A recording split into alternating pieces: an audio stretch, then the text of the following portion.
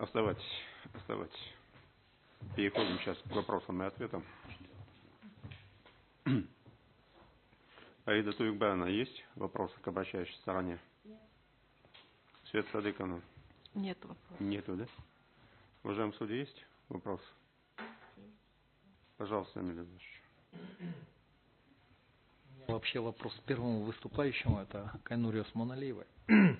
Вообще, исходя из конституционного правового статуса главы государства, как вы сами высказались, лицо, которое олицетворяет единство народа и государственной власти, вы вообще считаете, что высказывание в отношении этой персоны имеет вообще публичное значение с вашей точки зрения? Оно может влиять каким-то образом вообще на репутацию страны, народа, государства как такового вообще? Ну, в какой-то степени может, конечно, влиять на репутацию страны. То есть все-таки вы признаете, что публичное значение в этом смысле есть? Да. То есть это не одно и то же, когда высказывается в отношении какой-то личности, скажем, да, не занимающей какой-то высокий государственный пост, в частности главы государства, что это имеет все-таки публичное значение, да, эти высказывания в отношении этого лица. Теперь следующий вопрос. Скажите, пожалуйста, вообще в чем разница полномочий, я бы сказал, правомочий, да, которые осуществляет представитель по доверенности и законный представитель в суде? Вы говорили о привилегиях, и в данном случае, исходя из содержания этой статьи, генеральный прокурор признается законным представителем по этим вопросам, да, которые регулирует данная статья. И вот в связи с этим у меня вопрос к вам, да, в чем разница правомочий вот этих лиц, да, то есть вы сказали, он может самостоятельно, то есть через доверенное лицо, да, в общем-то обратиться в суд. Я хотел у вас понять, в чем сущность этих привилегий, то есть в чем разница в данном случае правомочий генерального прокурора как законного представителя президента, который ставит данный вопрос перед судом, да, и, скажем, представителя по доверенности. Ну, разница в том, что в первую очередь генеральный прокурор это должностное лицо, да? И по гражданским делам мы считаем, что нет необходимости привлечения данного должностного лица, поскольку это генеральный прокурор, у него функции совершенно другие. И в любом случае права законного представителя. Вопрос. Вот, скажем, генеральный прокурор, реализуя свое полномочие представлять интересы гражданина, мы знаем по каким причинам, да, если по каким-то объективным причинам, связанным с состоянием здоровья, дееспособности, что генеральный прокурор обязан в этом случае представлять его интересы в суде. И вообще, скажем, представляя интересы гражданина в суде, какие полномочия он имеет, которые отличаются, скажем, от полномочий представителей другой стороны? Какими привилегиями в данном случае процессуального характера наделен генеральный прокурор или прокуратура как таковая? Ведь мы же говорим о сущности, о наличии каких-то привилегий, да? То есть мы должны говорить о каких-то правовых категориях, да? То есть что в данном случае влияет? Или только персона генерального прокурора?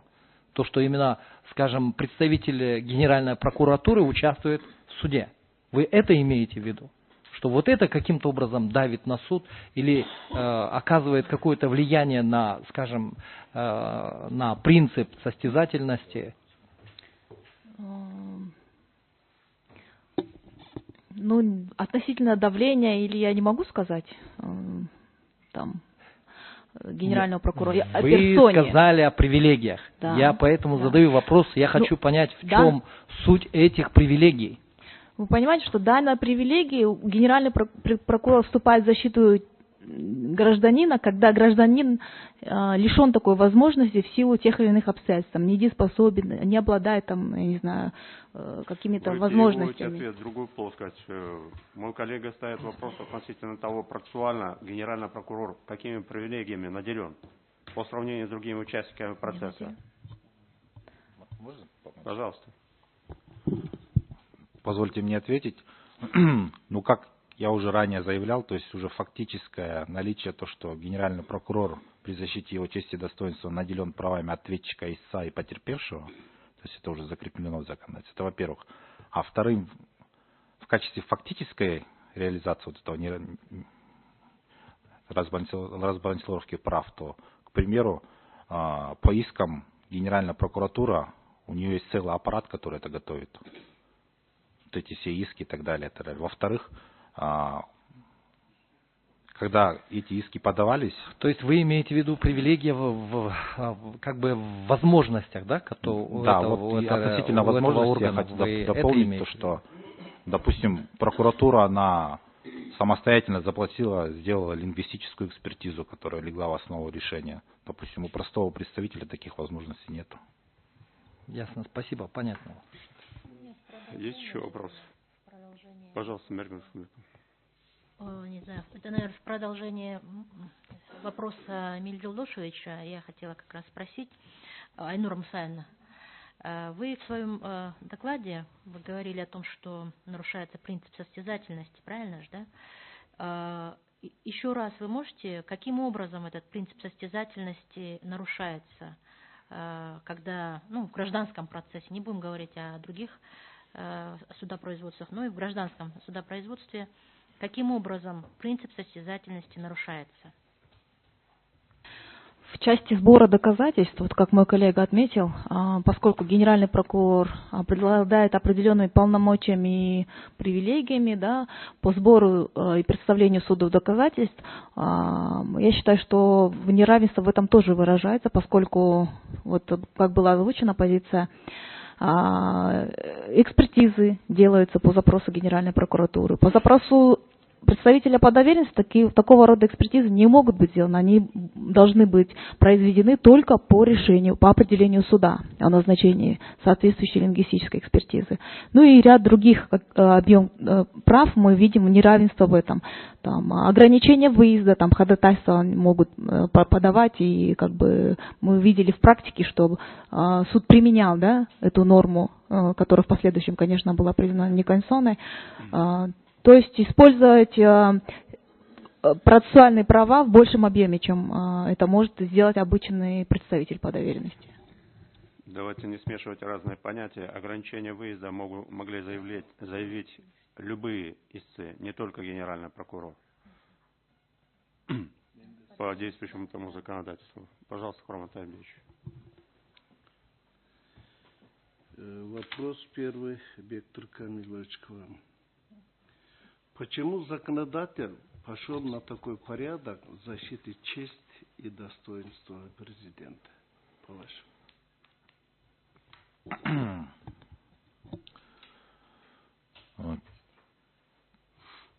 То, что вообще был введен особый порядок, вы имеете в виду, да? Его защита. Почему законодатель, я, если честно, вопрос... Почему законодатель придумал такой порядок защиты чести и достоинства президента? Я, честно, не могу за законодателя отвечать. Объектом, предметом рассмотрения и этот вопрос затрагиваете сегодня. Пожалуйста, пожалуйста. Вот наш коллега господин Алагушев отметил в своем выступлении о том, что Конституция 93-го года, да, которая в последующем менялась, это была конституционная норма, которая была заложена в Конституции. И мы полагаем, да, это наше мнение, соответственно, во исполнении этой конституционной нормы был принят в 2003 году вот этот закон, который предусматривал, что генеральный прокурор должен защищать честь и достоинство в суде. Поскольку конституционная норма, вот она зачитал прям с Конституции, которая прекратила свое действие. Это понятно, прошу прощения. А почему такой порядок принят? Что генеральный прокурор защищает, а не сам президент, свою честь и достоинство. По-вашему? Мы не знаем, чем руководствовался, почему. Это... Не по-вашему, да. Ваше мнение должно быть. Вы оспариваете, правильно? Но мы не согласны, поэтому мы спрашиваем, почему, и мы не согласны с тем, что это неправильно. Второй вопрос, Айнура Мусаевна. В своем выступлении вы несколько раз акцентированно указали, что излишняя привилегия. Правильно? Правильно? В чем заключается? Ну, привилегия заключается в том, что президент, ему нет необходимости идти, вернее, привлекать представителя, выписывать доверенность, отправлять его в суд, там, производить другие, да, действия по сбору. Это все делает за него генеральный прокурор. В этом привилегия. Генеральный прокурор там постоянно мониторит СМИ, смотрит, где что там задевает честь и достоинство. И вот это личная привилегия. Тогда следующий вопрос. Если анализировать, нет дня, чтобы не критиковали президента, не задевали его честь и достоинство, когда ему работает, выполняет свою функцию, если он будет заниматься судебным вопросом. Он не обязан заниматься судебными вопросами. Он может взять себе адвоката, и его вопросами судебными будет заниматься адвокат. А как будет защищать свою честь и достоинство? Адвокат будет защищать его честь и достоинство. А как было до 2003 года, когда не было же такой привилегии? И потом, почему только президент, например, премьер-министр Төрага Джоргинджа не обладает этой привилегией?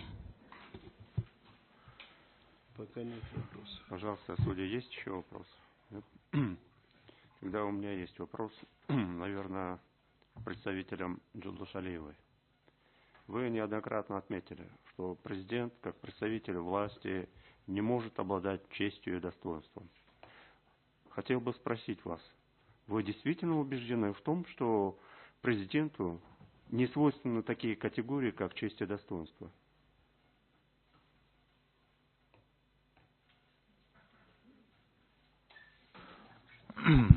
Уважаемый И суд, у вас есть, да? Угу. Пожалуйста. На самом деле, конечно, как у физического лица, у нас у всех есть, да, честь, достоинство. И на самом деле, я вот опять же хотел бы поддержать моих коллег. Они говорили о том, что честь, достоинство, как у физического лица, у Алмазбека Шашеновича Атамбаева, она есть. Нет, давайте мы абстрагируем. Да. Мы сейчас говорим... Президент, вот в том-то и дело, мы вот на самом деле и задавали вопрос на суде, и спрашивали у представителей Генеральной прокуратуры о том, кого вы видите, да, президента, да, как институт, или президента, как Алмазбек Шашенович.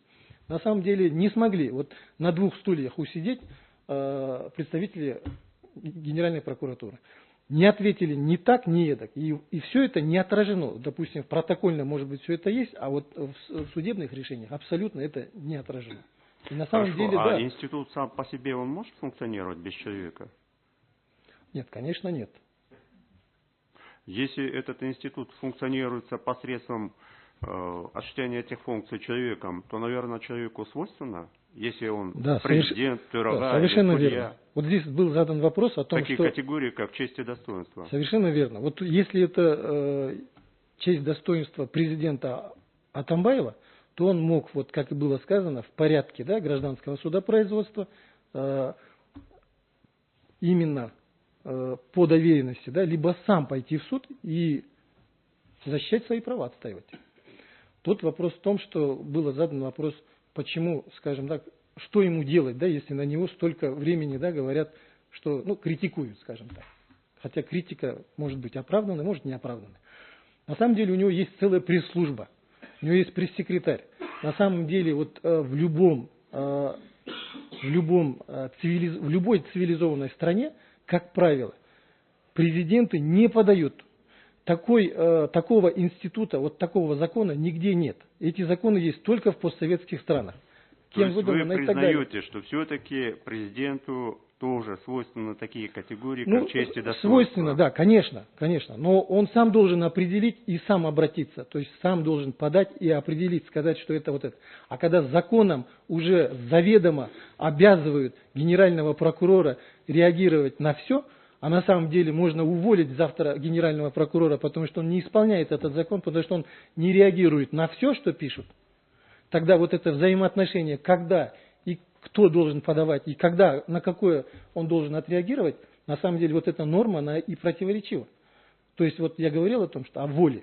Воля должна быть четкая, а ее по сути нет. Воля кого? Воля президента. Воля президента, да? То есть вы предполагаете, что в данном случае генеральный прокурор действует по своему усмотрению? Да. Потому Спасибо. что мы, допустим, не видели это Спасибо. в документах. Есть еще вопросы, коллеги? Спасибо, присаживайтесь.